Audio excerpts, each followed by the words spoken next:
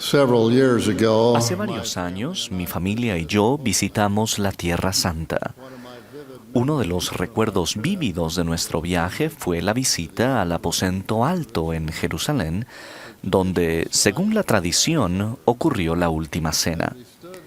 Al estar en ese lugar, les leí de Juan 17, donde Jesús ruega a su Padre por sus discípulos. Yo ruego por ellos, para que sean uno, así como nosotros. Mas no ruego solamente por estos, sino también por los que han de creer en mí, por la palabra de ellos, para que todos sean uno como tú, oh Padre, en mí, y yo en ti, que también ellos sean uno en nosotros. Me sentí muy conmovido al leer esas palabras, y me hallé orando en ese sagrado lugar, que yo siempre pudiera ser uno con mi familia y con mi Padre Celestial y su Hijo. Las valiosas relaciones que tenemos con familiares, amigos, el Señor y su Iglesia restaurada están entre las cosas más importantes en la vida. Por causa de que estas relaciones son tan importantes, debemos atesorarlas, protegerlas y nutrirlas. Uno de los relatos más desgarradores en las Escrituras tuvo lugar cuando muchos de los discípulos del Señor pensaron que era difícil aceptar sus enseñanzas y doctrina y se volvieron atrás y ya no andaban con Él. Al marcharse estos discípulos, Jesús se volvió a los 12 y preguntó, ¿también vosotros queréis iros? Pedro respondió, Señor, ¿a quién iremos? Tú tienes palabras de vida eterna, y nosotros hemos creído y sabemos que tú eres el Cristo, el Hijo del Dios viviente. En el momento en que otras personas se centraban en aquello que no podían aceptar, los apóstoles eligieron centrarse en lo que sí creían y sabían, y como resultado, ellos permanecieron con Cristo. Posteriormente, el día de Pentecostés, los 12 recibieron el don del Espíritu Santo. Se volvieron valientes en sus testimonios de Cristo y comenzaron a entender más plenamente las enseñanzas de Jesús. Hoy en día no es diferente. Para algunas personas, la invitación de Cristo a creer y permanecer sigue pareciendo difícil de aceptar. Algunos discípulos tienen dificultad para entender una norma o una enseñanza de la Iglesia en particular. Otros se inquietan con aspectos de nuestra historia o con las imperfecciones de algunos miembros y líderes actuales o antiguos. Hay quienes encuentran difícil vivir una religión que requiere tanto. Y finalmente, hay quienes se cansan de hacer lo bueno. Por estas y otras razones, algunos miembros de la Iglesia vacilan en su fe y se preguntan si quizás deban seguir a los que se volvieron atrás y ya no andaban con Jesús.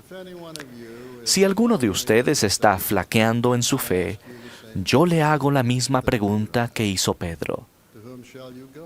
¿A quién irá usted? Si usted decide inactivarse o irse de la Iglesia restaurada de Jesucristo de los santos de los últimos días, ¿a dónde irá? ¿Qué hará? La decisión de ya no andar más con los miembros de la Iglesia y con los líderes escogidos por el Señor tendrá un impacto a largo plazo que no siempre se podrá apreciar ahora. Puede haber alguna doctrina, alguna norma, un aspecto de la historia que no coincida con su fe, y usted puede pensar que, ahora mismo, la única manera de resolver ese conflicto interior consista en ya no andar más con los santos. Si llega a vivir tanto como yo, llegará a entender que las cosas tienen una manera de resolverse solas. Un pensamiento inspirado o una revelación pueden arrojar nueva luz sobre un problema. Recuerde, la restauración no es un acontecimiento ya pasado, sino algo que está en pleno desarrollo. Nunca abandone las grandes verdades que fueron reveladas por medio del profeta José Smith. Nunca deje de leer, meditar y poner en práctica la doctrina de Cristo que se halla en el Libro de Mormón.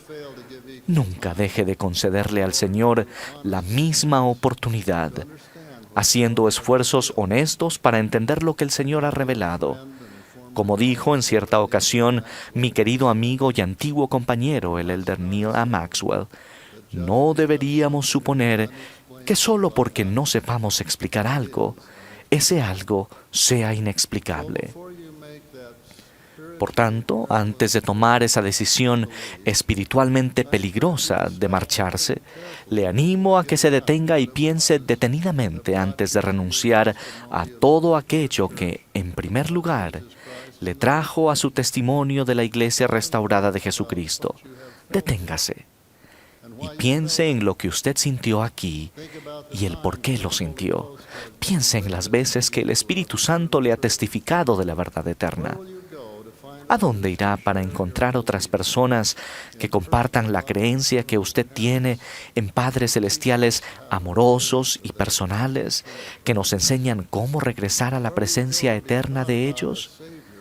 ¿A dónde irá para que le enseñen acerca de un Salvador que es su mejor amigo, que no solo sufrió por sus pecados, sino que también sufrió dolores, aflicciones y tentaciones de todas clases, para que sus entrañas sean llenas de misericordia, según la carne, a fin de que según la carne sepa cómo socorrer a los de su pueblo, de acuerdo con las debilidades de ellos, lo cual abarca, creo yo, la debilidad de la pérdida de fe?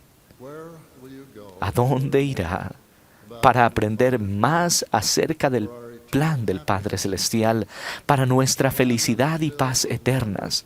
Un plan lleno de maravillosas posibilidades, enseñanzas y guías para nuestra vida terrenal y eterna.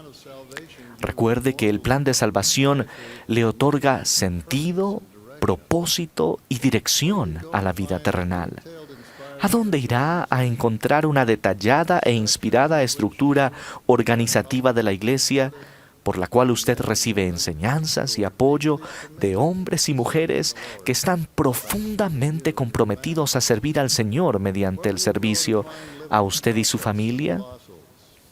¿A dónde irá a encontrar profetas y apóstoles vivientes, llamados de Dios, para ofrecerle otro recurso de consejo, entendimiento, consuelo e inspiración para los desafíos de nuestros días? ¿A dónde irá a encontrar un pueblo que vive conforme a un conjunto de valores y normas prescritas que usted comparte y desea transmitir a sus hijos y nietos? ¿Y a dónde irá para experimentar el gozo que proviene de las ordenanzas de salvación y los convenios del templo? Hermanos y hermanas, aceptar y vivir el Evangelio de Cristo puede ser difícil. Siempre ha sido así y así seguirá siendo. La vida puede ser como unos escaladores que ascienden un trayecto escarpado y difícil. Es normal y natural que ocasionalmente hagamos una pausa en la vía para recuperar el aliento, volvernos a orientar y replantearnos el ritmo de marcha. No todas las personas necesitan hacer una pausa en el camino, pero no hay nada de malo en hacerlo cuando lo requieren las circunstancias. De hecho, puede tornarse en algo positivo para quienes aprovechan plenamente la oportunidad para refrescarse con las aguas vivas del Evangelio de Cristo. El peligro se presenta cuando una persona escoge desviarse de la senda que conduce al árbol de la vida. Hay tiempos en que debemos aprender, estudiar y saber, y tiempos en que debemos creer, confiar y tener esperanza. Al final, cada quien debe responder a la pregunta del Salvador: ¿también vosotros queréis iros? Todos debemos buscar nuestra propia respuesta a esa pregunta. Para algunos la respuesta es sencilla, para otros es difícil. Yo no pretendo conocer la razón por la cual la fe para creer llega más fácilmente a unos que a otros. Solo estoy muy agradecido de saber que las respuestas siempre están ahí y que si las procuramos, si las buscamos realmente, con verdadera intención e íntegro propósito de un corazón suplicante, finalmente hallaremos las respuestas a nuestras preguntas, en tanto que continuemos en la senda del Evangelio. Durante mi ministerio he conocido a quienes se han apartado y han regresado luego de su prueba de fe. Espero sinceramente que invitemos a un número creciente de hijos de Dios a que encuentren la senda del Evangelio y permanezcan en ella, para que también ellos participen de aquel fruto que es preferible a todos los demás. Mi ruego sincero es que alentemos, aceptemos, comprendamos y amemos a quienes se debaten con su fe. No debemos dejar de lado a ninguno de nuestros hermanos y hermanas. Todos nos encontramos en diferentes lugares del sendero y debemos ministrar unos a otros en consecuencia. Así como debemos recibir con los brazos abiertos a los nuevos conversos, así también debemos abrazar y apoyar a quienes tienen preguntas y titubean en su fe. Valiéndome de otra metáfora conocida, ruego que cualquier persona que esté pensando en abandonar el barco seguro de Sion, donde Dios y Cristo están a la cabeza, se detenga y recapacite cuidadosamente antes de hacerlo. Tengan en cuenta y recuerden siempre que aunque el viento y las olas de grandes tormentas azoten el viejo barco, el Salvador está a bordo y tiene poder para reprender la tempestad con su mandato. Calla, enmudece. Hasta entonces, no debemos temer, sino tener una fe inquebrantable y saber que aún el viento y el mar le obedecen.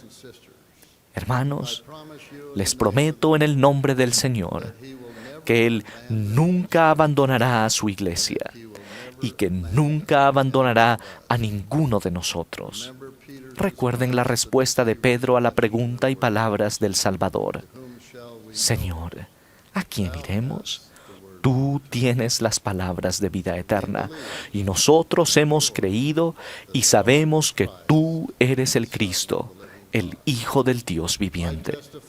Testifico que no se dará otro nombre, ni otra senda ni medio, por el cual la salvación llegue a los hijos de los hombres, sino en el nombre de Cristo, y por medio de ese nombre. También testifico que el Señor ha llamado apóstoles y profetas en nuestros días y ha restaurado su iglesia con enseñanzas y mandamientos como un refugio contra la tempestad y contra la ira, que sobrevendrán con seguridad, a menos que las personas del mundo se arrepientan y se vuelvan a Él.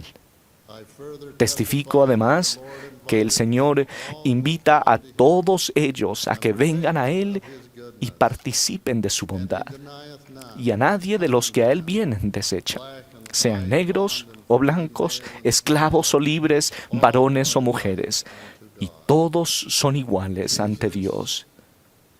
Jesús es nuestro Salvador y Redentor, y su Evangelio restaurado nos conducirá con seguridad de regreso a la presencia de nuestros Padres Celestiales, si permanecemos en el sendero del Evangelio y seguimos sus pasos.